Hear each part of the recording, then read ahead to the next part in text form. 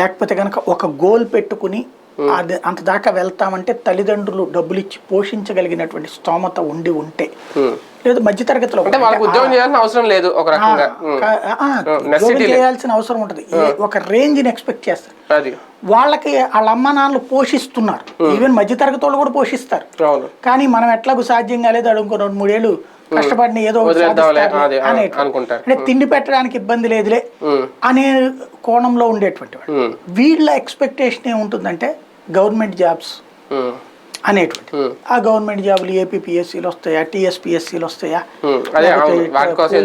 వస్తాయా, డిఎస్సీలు వస్తాయా, దీనికోసమే కాసుకుని కూర్చునే 1కి 10 సార్లు ట్రైల్ వేసి 5 ఏళ్ళు 6 ఏళ్ళు కొట్టుకునేటువంటి వాళ్ళు ఒక వర్గం ఉంటారు.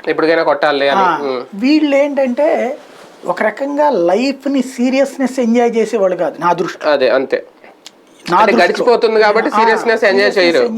రెండవది ఏంటంటే వీళ్ళు సినిమాల్లో ఈ కష్టపడే హీరో పాత్రలు తీసుకుంటారు, దాంట్లో ఇన్వాల్వ్ అయిపోయి ఒక 5 నిమిషాల పాటలు అంతే జరిగిపోవాలి.